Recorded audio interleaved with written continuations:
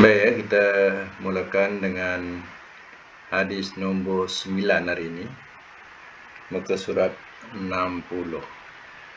Okey, siapa nak baca buka mic ya. Yang nak baca buka mic. Hadis 9. Wan Abi Bakrah. Sila.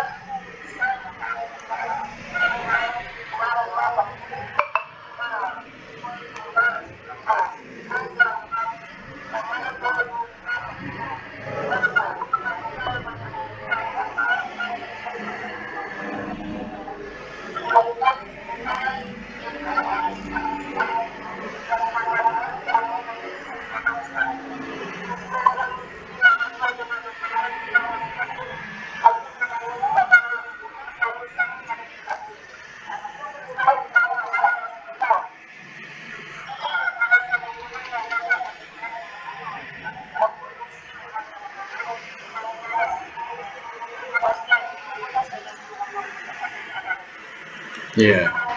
Baik, sekejap ya. Ini ya, hadis ya berkaitan dengan ya dua orang yang membawa senjata. Ya, jadi Nabi katakan ya kenapa ya dua-dua ni masuk neraka?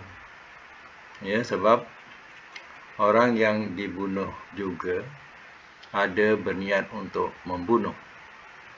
Jadi ya sebenarnya dalam ya antara kita sesama muslim atau sesama saudara atau sesama adik-beradik atau kekawan, kita tak boleh ya main benda-benda tajam yang kadang bermain-main ya, dengan tujuan bermain-main. Ya, dikuatiri nanti ya syaitan telah menghasut sehingga pasal main-main jadi satu pembunuhan. Jadi berlaku perbuatan yang tidak dijangka. Sebab itu ya Nabi melarang kita yang menghunus-hunuskan senjata kepada saudara muslim. Kadang niatnya asalnya main-main, tapi akhirnya ia menjadi tragedi yang tidak diingini.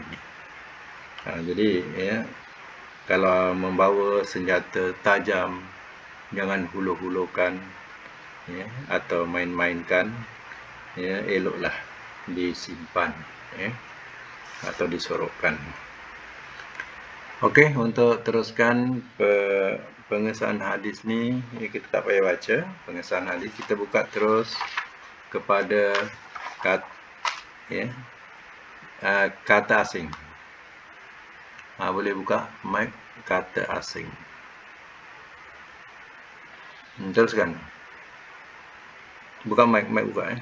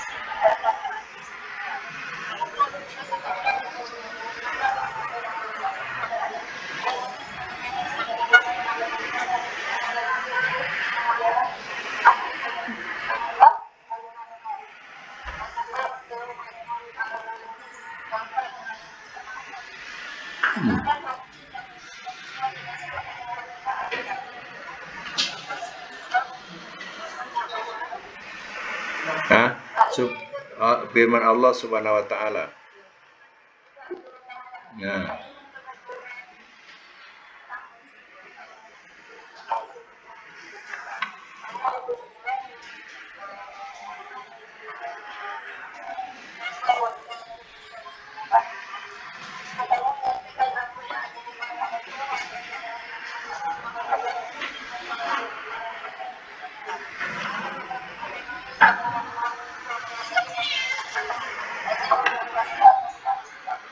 Ya, semak semula.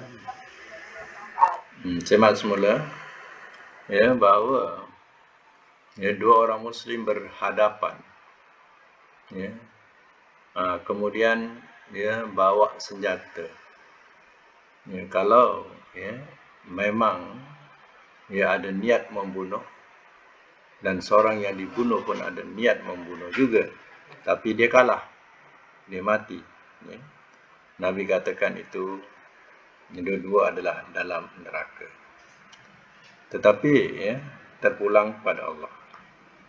Sebab ini Allah yang mengetahui apa yang dalam diri kamu, mana dalam hati kamu. Apa yang kamu ya, sembunyikan, Allah akan hitung. Ataupun apa yang kamu nyatakan. Allah bersifat pengampun dan Allah bersifat untuk mengazab siapa yang ia kehendaki. Sebab Allah berkuasa di atas tiap-tiap sesuatu. Terkadang orang yang membunuh itu juga ada setengahnya mendapat keampunan daripada Allah. Ya, bergantung kepada taubat dia. Ataupun sifat kejahilannya. Jadi ya, itu Allah bersifat pengampun dan bersifat juga terus memberikan azab. Sambungan ayat ini, la yukallifullah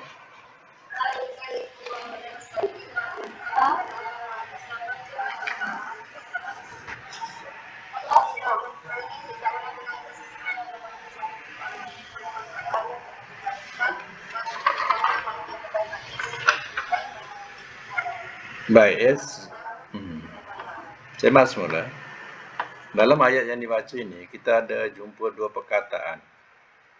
Satu kasabat ujung, satu lagi iktasabat. Kasabat daripada kasabah madi 3 huruf. Iktasabat juga madi tapi dia 5 huruf. Ya. Jadi ya, apa maksud dua-dua makna usaha? Ya. Tidak Allah beratkan satu diri melainkan kesanggupannya. Laha ma kasabat. Baginya apa yang telah ia usahakan. Wa alaiha dan atasnya maktasabat. Apa yang telah ia usahakan. Ya, apa beza kasabat dengan iktasabat? Ya. Tengok pada ayat. Satu menggunakan laha. Satu menggunakan alaiha. Ya. Jadi laha ini biasanya digunakan untuk keperluan yang baik. Jadi artinya kasabat yang pertama ialah usaha-usaha yang baik. Yang kedua, ya, digunakan perkataan alaiha, ala, untuk iktasabat. Jadi artinya yang kedua dengan makna usaha yang tidak baik. Ya. Usaha yang tidak baik ya, akan tertimpa kepada diri yang mengusahakan. Walaupun maknanya dua-dua usaha. Apa yang baginya, apa yang ia usahakan, dan ke atasnya apa yang telah ia usahakan. Ya, tapi kena ingat dia punya ya, kedudukan ayatnya. Satu digunakan laha, satu gunakan alaiha. Laha untuk permohonan baik, laha tu, dan ya alaiha itu biasanya untuk sesuatu yang menimpa. Sebab ala maknanya atas, atas jatuh ke bawah. Jadi menimpa. Jadi artinya usaha yang kedua adalah usaha yang tidak baik. Yang akan menimpa kepada yang mengusahakan. Okey, sambung dengan peringatan. Muka surat 62.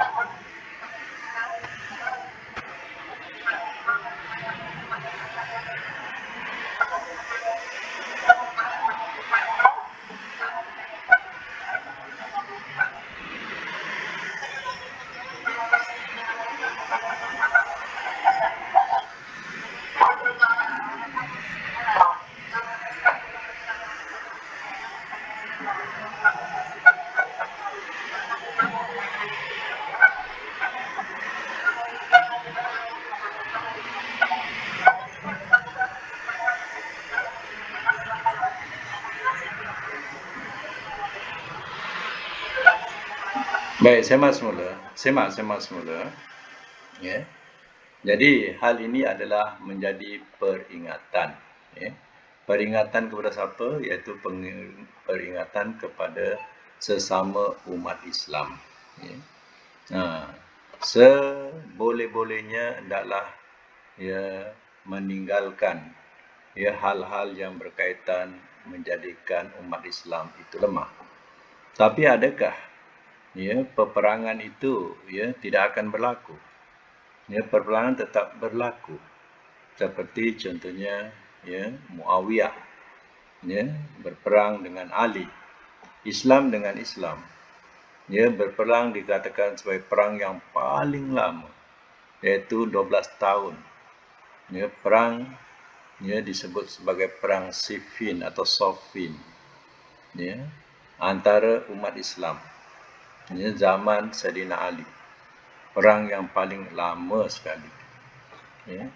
Adakah ya, hal ini umat Islam bila ada sesuatu perkara yang merosakkan umat Islam yang lain, ya umat Islam pun diam saja, ya hanya duduk di ketika solat, hanya ya tunggu dan dengar, ya tidak ada usaha apa-apa. Jadi hal ini adalah salah.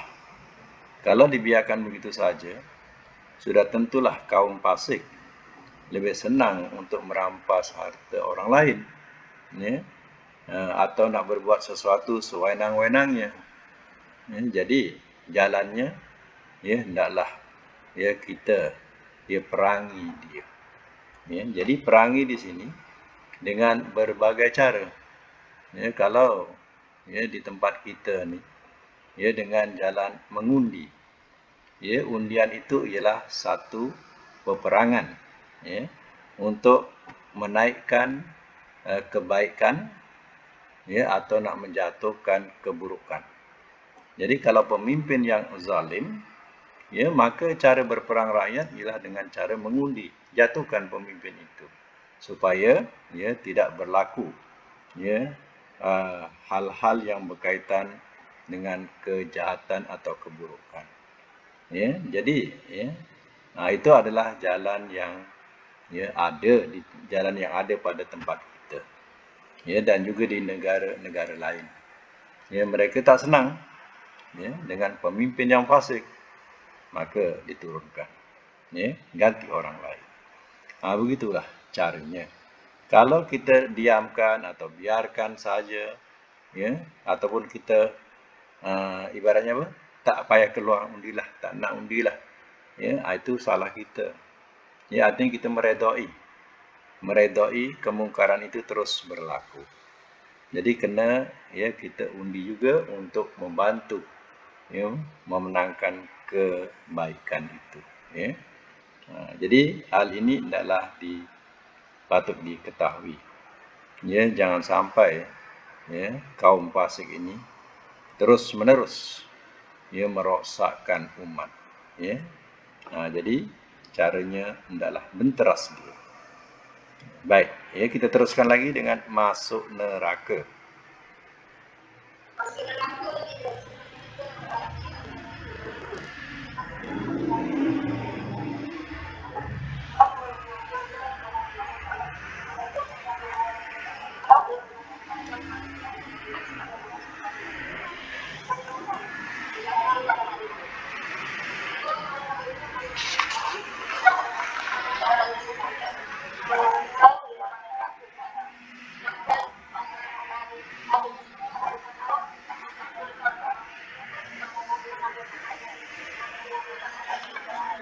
Ya. Jadi ya kita perlu tahu ada satu kumpulan namanya Khawarij. Ya. Dan ada satu kumpulan nama Mu'tazilah. Jadi kedua-dua ni dalam hal hukum orang buat maksiat dah dikira sebagai kafir dan dia tak akan kekal dalam neraka. Ini golongan Khawarij dan Mu'tazilah. Sedangkan ahli maksiat juga, ya, terkadang akhir hayatnya dia bertaubat dan Allah terima taubatnya. dia akan masuk neraka, masuk surga. Tapi golongan ini, golongan Khawarij dan Mu'tazilah, dia tidak demikian. Ya, dia akan kekal dalam neraka terus. Jadi hal ini tidak boleh diterima. Ya, cara mereka menghukum. Ya, sedangkan ya hadis-hadis yang lain pun ya ada di antara mereka yang telah membunuh 99 orang, kemudian cukup 100 orang. Tapi akhirnya mengikut hadis itu, si pembunuh ini dapat keampunan daripada Allah. Ya, dan dia akan masuk surga. Ya, jadi ya, begitulah pegangan ahli sunnah wal jamaah. Dia tidak akan mengkafirkan seorang muslim selagi dia tidak menghalalkan sesuatu yang haram. Ya. Tapi kalau dia sendiri sudah menghalalkan ataupun menolak yang fardu, nah itu barulah dikatakan kafir. Contohnya kata-kata dia katakan bahawa apa guna solat? Tak ada artinya solat buat penat apa guna puasa? Tak guna puasa, meletihkan badan. Jadi hal ini dia menolak hukum fardu namanya. Atau dikatakan kalau hukum hudud dijalankan semua orang tak ada tangan. Ini sudah dia mengejek-ejek firman Allah Ta'ala. Jadi kalau hal macam ini dikatakan kafir dalam segi kauli, perkataannya yang dicakapkan itu adalah perkataan yang menyebabkan dia jadi kafir. Tapi kalau dia tidak puasa kerana apa? Malas. Dia tak puasa kerana malas. Tapi dia tak pernah menentang orang puasa. Dia sendiri saja tak puasa. Dia malas nak puasa, malas nak solat, malas nak melakukan yang lain-lain yang fardu dengan alasan dia malas. Orang macam ni kita tak boleh tuduh dia kafir. Yang kafir ni kalau dia kata apa guna solat? Bahasa dia, apa guna solat? Tak ada artinya buat penat. Itu baru dikatakan kafir. Itu kena faham tu. Antara malas dengan mengatakan penolakan tak sama. Kalau malas kita tak boleh hukumkan dia kafir. Itu dihukumkan dia berdosa dengan Allah Ta'ala. Okey, nombor 10. Nombor 10. Siapa nak baca? Hadis nombor 10. Muka surat 63. Buka mic tak dengar kalau saya nak baca.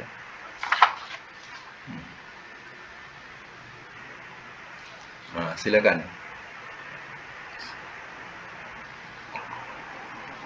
Mic buka. Siapa yang nak baca, mic buka. Sila. Tak dengar? Sila. Sila. Sila baca. Boleh dengar. Sila.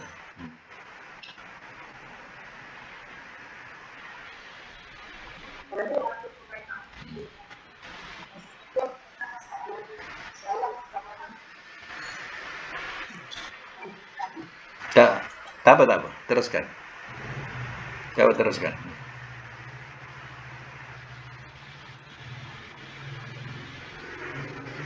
Dengar, kita dengar. Teruskan. Dia pula yang tak dengar. Tak dengar suara kita. Terus baca. Dengar tak? Tak dengar ya? Tak, boleh baca. Teruskan. Terus baca. Oh, dia tak dengar suara kita. Kita dengar. Siapa lagi yang nak baca? Kita dengar suara kita ya. Okey, sila. Okey, sila.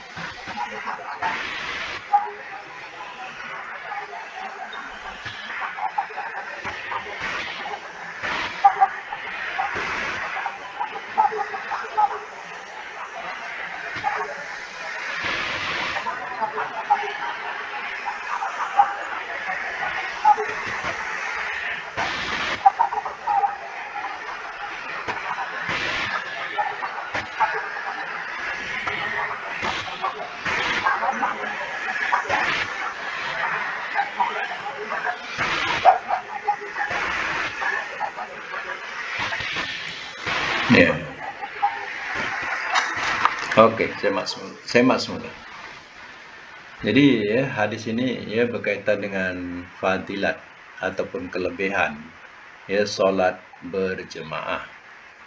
Ya, jadi diterangkan bahwa solat berjemaah itu ya, adalah lebih baik daripada solat sendiri di rumah ataupun di pasar. Ya, dengan bid'an wa 20 darajah. Lebih daripada 20 darjat. Ya. Dan terangkan ayat hadis lain ya 23 darjat. Ya. Artinya dia punya besar atau fadilat.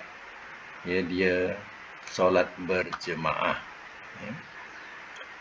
Dan seseorang yang telah menyempurnakan wudunya, kemudian dia pergilah mendatangi masjid ia untuk solat berjemaah, maka tidak ia berfikir lain melainkan dalam hatinya nak menuju ke masjid. Setiap langkah yang dia lalui telah meninggikan darjatnya dan dihapuskan kesalahannya sampailah perjalanan itu sampai ke masjid. Ya. Kemudian sampailah dia ke masjid, dia pun solat. Lepas solat, dia pun duduklah. Ya, seperti mana biasa, lepas solat, dia pun duduk. Ya. Dan diantaranya, dia berwirid. Ya. Sebelum dia beredar. Pada masa itu, malaikat akan mendoakannya selama ia duduk di masjid itu. Malaikat apa doa? Ya, dia doakan Allahumma arhamhu. Wahai Allah, kasihanilah dia. Allahumma ighfir lahu. Wahai Allah, ampunilah dia. Allahumma tub alaihi. Wahai Allah, terima taubatlah ke atasnya. Jadi didoakan oleh malaikat. Selama apa? Selama orang ini dia tidak menyakiti orang lain atau tidak mengganggu orang lain di masjid, dan selama orang ini dia belum berborak-borak. Kalau dah berborak-borak, ya, dan tidak termasuk didoakan malaikat, ya, selama dia belum berborak-borak, ya, atau bercerita. Ini mana kelebihan, ya, solat di masjid, ya. Bagaimana dengan hadis pula? Lelaki, ya, afdal di masjid, perempuan afdal di rumah. Jadi macam mana, ya, tentang pahala, ya. Jadi pahala tu sebenarnya dah sama akan dapat, ya, sememana, ya, orang lelaki pergi ke masjid. Contoh, dia ada suami, dia mengizinkan suaminya pergi ke masjid, ya, dia mengizinkan itu pun dia akan dapat pahala sama dengan suami yang perolehi, ya, walaupun dia solat di rumah, ya. Jadi, ya, itu disebut sebagai afdal dalam hadis, ya. Afdal solat lelaki, ya, di masjid atau berjemaah. Afdal solat perempuan di rumah. Itu nak cari afdal dia. Kata Nabi afdal. Jadi kalau afdal di rumah, ya, lebih baik di rumah, ya. Tapi kalau dia tidak mendatangkan fitnah, suka solat di masjid, ini tak ada salahnya, apalagi rumah dekat dengan masjid, ya, suka dengan, ya, berjemaah di masjid, ya, dan tidak mendatangkan fitnah, tak ada apa, ya. Tak ada apa-apa kalau seandainya, ya, dia mau solat berjemaah. Baik, ya, kita teruskan dengan kata asing, ya, kosa kata asing. Baik, saya baca dulu. Al-bid'u. Bid'u ni maknanya lebih, iaitu angka atau bilangan antara 3 sampai 9, itu dikatakan lebih. Contohnya, lebih 20 darjat. Artinya, lebih 20 derajat mungkin, ya, 21, 23, 25, 29. Macam tu. Dia punya lebih tu. Sebab Nabi kata isyirin, ya, bid'an isyirin, lebih daripada 20. Ya. Ini bilangan lebih tu boleh sampai kepada 9. Kalau 30 sampai kepada 39. Kalau 20 sampai ke 29. Itu maknanya bid'ah. Kemudian ahsanal wudu, menyempurnakan wuduknya. Orang itu berwuduk secara sempurna seperti yang disyariatkan. Ingat, ya, kadang kita ni alfa dalam segi wuduk. Sedangkan wuduk ni lah pelengkap solat. Kalau wuduk kita tak sempurna, kita solat sempurna tapi wuduk tak sempurna, apa jadi dengan solat kita yang sempurna? Ya, artinya solat kita tak sah. Sebab kita tidak sempurna solat kita. Ya, apa wuduk kita. Jadi, ya, ketika berwuduk tu, ya, kenalah, ya, betul-betul perbaguskan dia, ya, wuduk, ya. Kadang orang wuduk, ya, cincaya, ya, macam tangan, ya, ikutkan, ya, wuduk, tangan kita basuh, tangan ke siku, ya, daripada tangan basuh ke siku, itu, ya. Tapi tertibnya macam tu, tapi kita buat daripada siku kita basuh ke tangan, ya.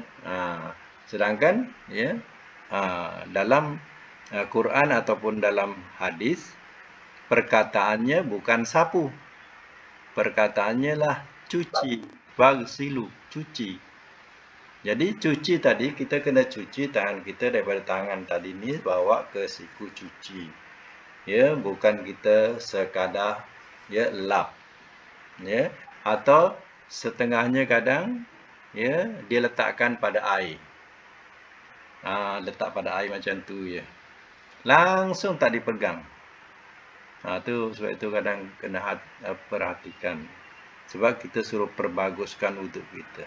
Wuduk ni lah, ya, mengesahkan untuk kita solat. Kita tak sempurna wuduk, tak sah solat kita, ya. Begitu juga tangan, dikatakan daripada tangan ke siku, ya, bukan siku ke tangan, itu pun cuci. Mana yang cuci? Cuci pertama yang disebut cuci dalam Quran ialah muka. Muka cuci. Cuci ni kita kena gosok-gosok, ya. Yang kedua cuci apa? Tangan. Tangan cuci. Ya, cuci yang ketiga apa? Kaki. Kaki juga cuci. Jadi artinya kaki itu kita kena, kalau ikutkan hadis, kita kena ya gosok-gosokkan daripada ujung jari gosok, bawa ke 2 buku lali. Kalau kita susah nak mencangkung tu, kita duduk, duduk. Kalau ada tempat duduk lagi baguslah, kalau yang boleh berdiri, berdirilah, tak ada salahnya. Angkat kaki sebelah, gosokkan, gosok. Bukan ambil gayung siram 3 kali. Ambil gayung siram, itu tidak ahsan, tidak bagus, sebab tidak menepati apa yang dikehendaki wudu. Selalu kita banyak wudu cincai. Itu yang penting, yang cuci, yang disebut cuci. Muka kena cuci, tangan kena cuci, kaki kena cuci, bukan main siram-siram. Lagi khotwatan. Khotwatan ni 1 langkah. Kita langkah tu kita pergi ke masjid, ke surau tu berapa langkah? Banyak langkah. Kalau pakai kereta berapa pusingan roda tu? Banyak langkahnya. Kemudian disebut lagi iaitu khuttah.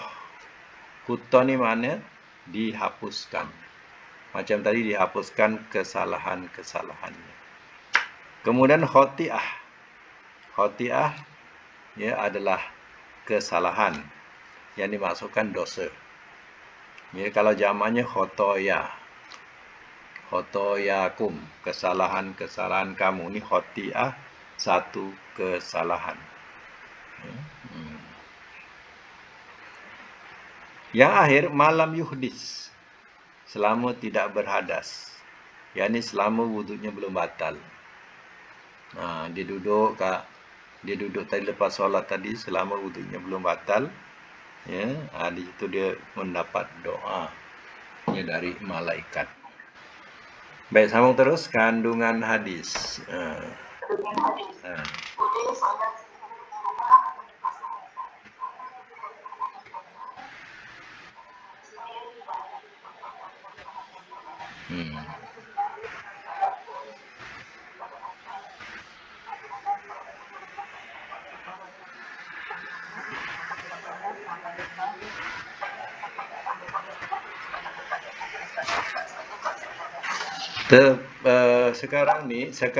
Sekarang ni kalau disebut pasar, terkadang di pasar juga ada surau dia, dan mereka juga solat berjemaah.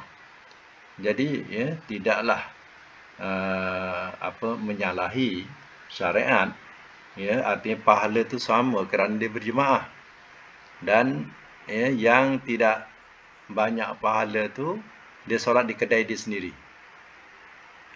Tapi kalau pasar tu ada surau dia solat di surau bersama jemaah, dia akan dapat pahala jemaah. Jadi di surau-surau, kadang di tempat-tempat shopping pun ada tempat solat, dan di antaranya mereka berjemaah. Jadi pahala jemaah ni lebih besar, lebih ramai, lagi besar dia punya pahala. Kalau jemaahnya lagi besar, macam contoh di Masjidil Haram, itu sebab itu pahalanya sampai beratus. Sebab bilangan jemaah itu cukup ramai. Lagi solat berjemaah.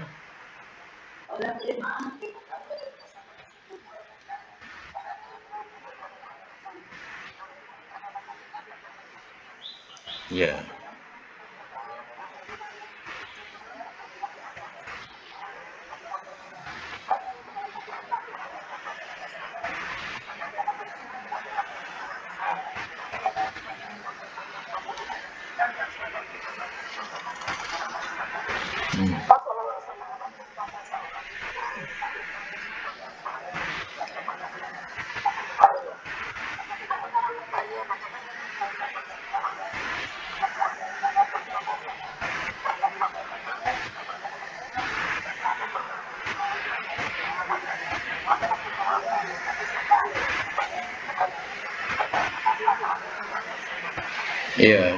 Maknanya solat berjemaah, solat sendirian di rumah itu bukan tidak sah. ya sah solatnya. Dia telah melakukan kewajipan. Ya, hanya solat berjemaah ini kalau dah tak ada orang, ya, maka jadi dosa. Sebab ia adalah fardu kifayah. Artinya kalau di qaryah itu ada yang melakukannya, sedangkan yang lain dia ada solat di rumah, ya, itu tidak dianggap dosa, ya, kerana ya ada sebahagian yang melakukan solat berjemaah. Ya, hanya pahala dia tidak sama dengan menghadiri berjemaah. Itu saja. Ya. Jadi ya, berlaku dosa kalau satu qaryah tu semua ya, tak ada yang mendirikan solat berjemaah. Barulah datangnya dosa. Ya. Sebab ia fardu kifayah. Apa?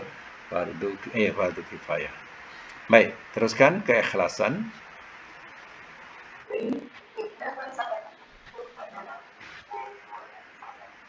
Pahala.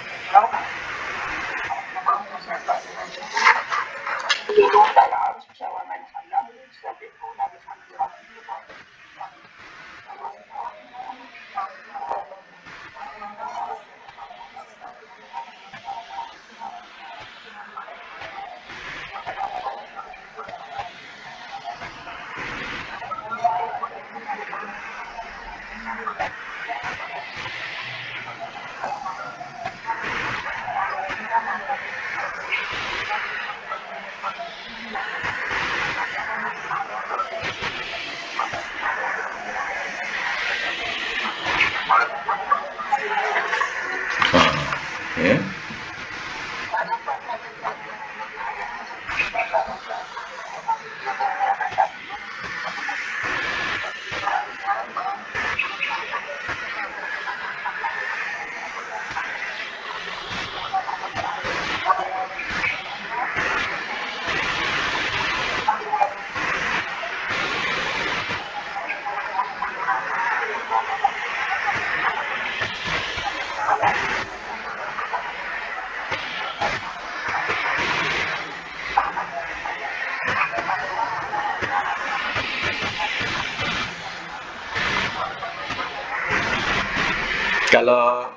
Kalau tak terbiasa sangat, susah kita nak sebut ya Rabb kami.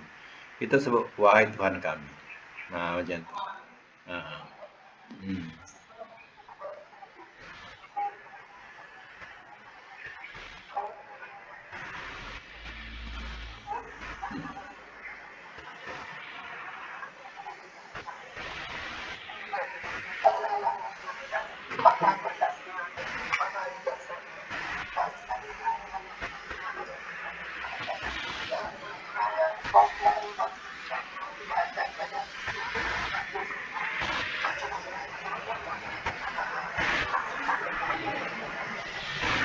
Ya. Hmm.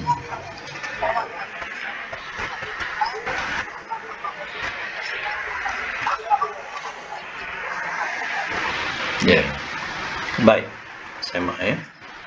Jadi sudah tersebut ya dalam surah ya Al-Mu'min ayat 7 sampai ayat 9 yang ya benar-benar diceritakan ya dalam ayat ini. Allah berfirman menerangkan tentang adanya malaikat-malaikat yang mendoakan orang mukmin. Sebab itu ya betapa untungnya ya kalau kita beriman. Apa tidak? Kita akan dapat tempias doa dari malaikat.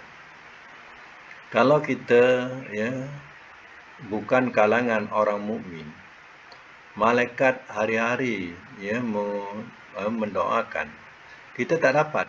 kita terhalang. Ya, sebabnya apa? Kita bukan kalangan orang mukmin. Kalau kalangan orang mukmin, kita tak berdoa, kita dapat doa orang mukmin lain. Kita dapat doa daripada malaikat. Ya. Kita tak dapat doa daripada Rasul, sebab Rasul dah wafat. Ya. Tapi Rasul adalah mendoakan ketika dia hidup untuk umatnya. Jadi kalau kita jadi umatnya, kita dapatlah tempias doa itu. Baik. Apa hubungan iman itu yang kita boleh dapat tempias doa ini? Jadi ibaratnya karen yang ada dalam rumah kita. Di setiap penjuru kita memasang peralatan. Adanya kipas, adanya TV, adanya mesin basuh, adanya periuk elektrik, ais dan sebagainya. Bila kita onkan karen elektrik tadi, maka dia pun sampai ke tempat-tempat yang kita sudah pasangkan peralatan itu. Pada lampu hidup. Pada kipas berpusing. Pada peti ais, dia jadi sejuk. Pada mesin basuh, dia dapat mencuci. Macam itulah perjalanan karen tadi. Tapi kalau karen itu tak ada, langsung tak jalan semua. Ini contoh yang mudah, ibaratnya orang mukmin. Kalau malaikat doakan, zoom sampai. Macam itulah sampainya doa malaikat tu tempias kat kita. Tapi kalau kita tak beriman, macam tadilah, tak ada karen. Tak ada karen, tak ada guna. Kita tak dapat apa-apa. Kalau ada peti ais pun buat perhiasannya, tak sejuk. Tak ada karen. Ada kipas pun buat hiasan saja, tak boleh pusing. Ada lampu cantik-cantik pun tidak berkilauan. Karen tak ada. Senang nak faham macam tu.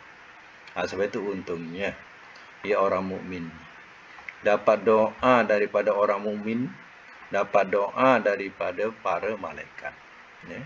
Contoh yang diterangkan dalam ayat ini, allazina yahmilunal arsya. Tengok ayat ni, tengok ayat, saya terjemah ikut ayat. Orang-orang yang mereka memikul akan arasy, wa man haulahu, dan yang di sekelilingnya. Ini malaikat. Orang-orang di sini maksudnya ialah malaikat. Malaikat ni memikul arasy Allah dan juga yang di sekeliling arasy itu. Mereka yusabbihuna, mereka bertasbih. Bihamdi rabbihim, dengan memuji Tuhan mereka. Mereka mengucapkan tasbih, mereka memuji Allah. Subhanallahi wa bihamdi. Subhanallah tu mensucikan Allah, tasbih. Wa bihamdi, memuji Allah. Mereka mensucikan Allah dan memuji Allah. Wa yu'minuna bi, dan mereka beriman dengannya, dengan Allah. Wa yastaghfiruna, dan mereka mintakan ampun. Ini malaikat. Mereka mintakan ampun. Malaikat. Lillazina amanu, kepada orang-orang yang telah beriman mereka. Jadi orang yang beriman dapat doa di permintaan ampun daripada malaikat. Malaikat mintakan ampun untuk orang beriman. Kadang orang beriman ni lupa nak minta ampun. Tapi rupanya malaikat ada mendoakan dengan memintakan ampun buat kita. Jadi doa malaikat ni terkabul. Maka yang kita lupa nak minta ampun pun rupanya mendapat keampunan dari Allah dari doa malaikat ini. Apa doa yang dibaca oleh malaikat dirakamkan dalam ayat ini? Rabbana, wahai Tuhan kami, wasi'ta kulla syai'in, maha luaslah engkau tiap-tiap sesuatu, rahmatan, rahmat, wa ilman, dan ilmu. Ini kata malaikat. Allah punya rahmat, Allah punya ilmu, luas tiap-tiap sesuatu. Faghfir lillazina tabu. Kata malaikat, maka ampunkanlah oleh engkau bagi orang-orang yang telah bertaubat mereka. Diampunkan oleh Allah untuk orang-orang yang bertaubat. Wattaba'u, dan telah mengikut mereka sabilaka, akan jalan engkau. Jalan engkau ni mana? Agama Allah. Didoakan oleh malaikat keampunan untuk orang yang bertaubat dan orang yang mengikut jalan Allah. Waqihim azabal jahim, dan peliharalah oleh engkau akan mereka dari azab neraka jahim. Al-jahim tu neraka jahim. Jadi malaikat doakan tu untuk orang mukmin supaya dijauhkan daripada azab neraka. Apa doanya lagi? Rabbana, wahai Tuhan kami, kata malaikat, wadkhilhum, dan masukkanlah oleh engkau akan mereka jannati adnin, ke kebun-kebun syurga Adnin. Didoakan supaya masuk syurga yang bernama Adnin. Allazi wa'adtahum, yang engkau telah janjikan kepada mereka. Wa man solaha, dan orang yang telah baik ia. Min abaihim, daripada bapa-bapa mereka. Orang yang telah baik ini, baik dalam imannya. Daripada kalangan abaihim, bapak-bapak mereka. Bapak-bapak ni moyang-moyang dululah.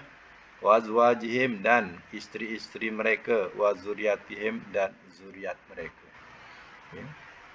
Doa malaikat ni mendoakan kalau seandainya kita punya keturunan daripada moyang kita dulu beriman dan baik dalam imannya, sampailah kepada generasi kemudian sebagai keturunannya semuanya beriman, besok kat surga jumpa. Berkumpul besok jumpa. Tapi kalau seandainya ada setengahnya yang tidak baik dalam imannya, itu yang tidak jumpa dalam syurga. Tak dapat nak jumpa dalam syurga.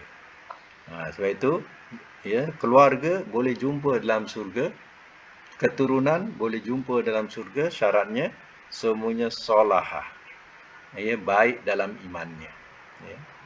Innaka antal azizul hakim, sesungguhnya engkau lah yang maha gagah lagi maha bijaksana, kata malaikat tu. Ada lagi sambungannya, doa malaikat lagi. Waqihimus sayiat, dan peliharalah oleh engkau ya Allah akan mereka dari kejahatan-kejahatan. Sayiat ni, malaikat doakan supaya dipelihara mereka yang beriman itu dari kejahatan-kejahatan. Wa man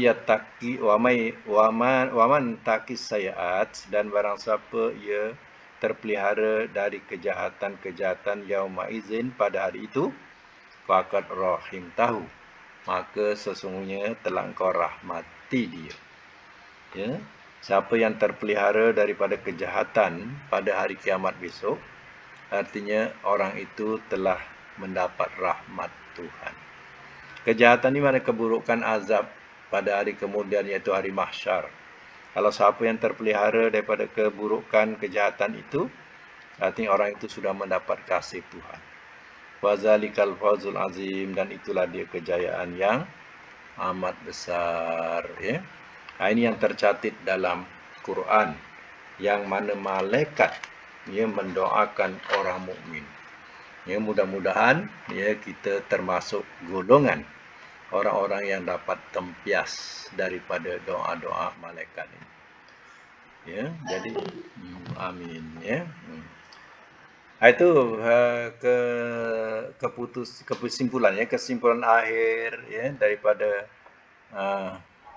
nota ni, supaya dianjurkan menunggu solat sampai waktu solat berikut tiba. Contohnya apa? Contohnya kalau orang datang maghrib, kadang dia menunggu sampai solat isya. Lepas solat isya baru balik. Contoh macam itulah. Dan begitu juga hari Jumaat. Hari Jumaat ni orang lelaki lah. Sepatutnya dia menunggu datangnya waktu solat itu. Bukan dah waktu solat baru dia datang. Patutnya dia datang dulu sebelum azan. Tapi kalau dah terpaksa tak waktu tu terkejar, mana azan tu dia pun cepatlah pergi. Janganlah diperlambat-lambatkan sampai orang dah tak ada khutbah, dah habis, kadang sampai dapat 1 rakaat. Dapat 1 rakaat, dia kena tambah 1 rakaat, khutbah tak dapat. Kemudian dia buat 1 rakaat. Ya. Orang semua dah salam, biasanya cabut. Sebab apa? Kenderaan-kenderaan mereka menghalang jalan. Jadi orang ini akan cepat keluar. Kalau tak cepat keluar, nanti orang marah. Sebab kenderaannya menghalang. Ya, maka dia pun keluar. Jadi orang yang kemudian ini nak sambung 1 rakaat. Orang dah berserbu keluar, kena langgar, roboh, terus dia tak solat. Ya, ya dah terlanggar, jatuh. Ya, jatuh langsung tak solat. Ya, sebab apa? Lambat-lambat datang. Ya. Time orang nak keluar, dia nak habiskan solat, tak sempat nak solat. Ya, orang dah berserbu keluar. Jadi ya memang betul lah supaya kita tunggu solat tu, jangan solat tu menunggu kita, ya. Dan begitu juga orang mukmin, ia sentiasa dalam keadaan suci. Suci ni bukan artinya berwuduk saja.